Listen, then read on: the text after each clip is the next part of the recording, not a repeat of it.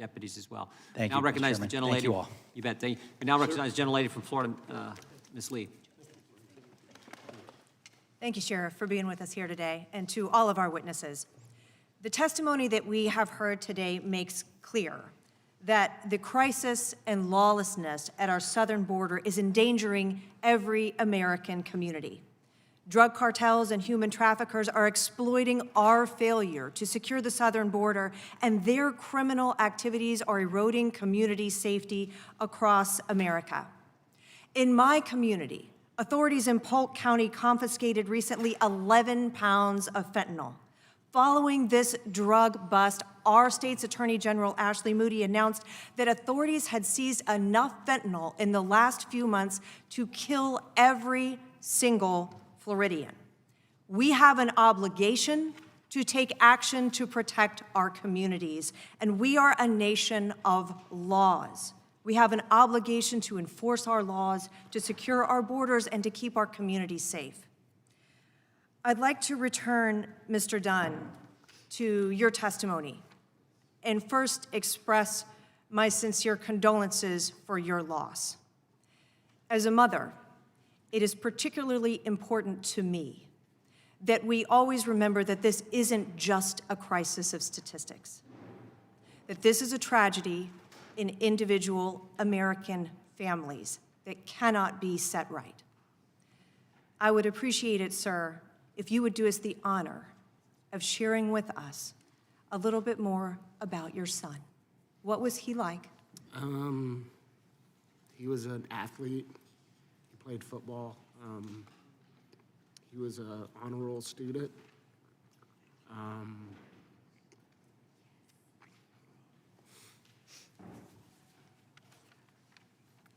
He was a friend. He had so many friends. How would you describe the threat of fentanyl poisoning to your son and to other young men and women who are like him across America? It's there.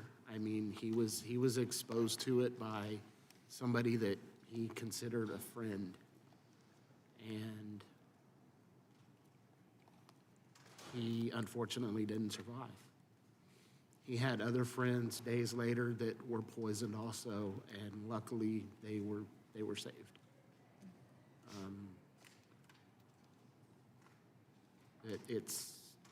The threat is real, and we've met at least 30 or so families personally in the short amount of time that we've been doing what we've been doing, and we don't get into what politics each other follows.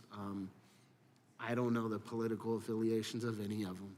We don't talk about politics. It's not a political issue. But every single one that I've talked to since they found out I was coming here was, tell them we have a problem.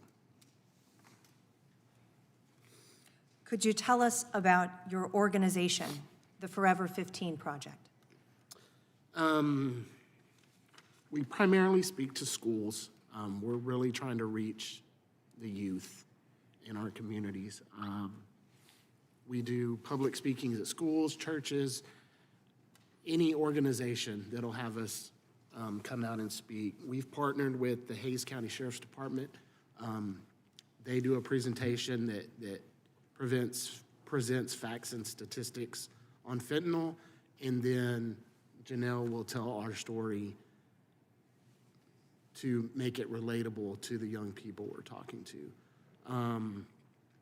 We also do a lot of awareness through billboards. We paid to have a billboard in Hays County. We were fortunate enough to be provided other locations throughout the state of Texas because of the overwhelming response that media company received about our billboard.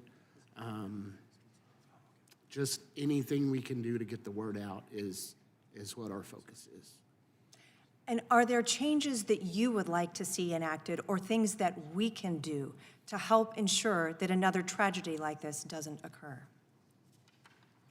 Just stop it from getting here. I mean, there's always going to be drugs smuggled in. It's happened forever.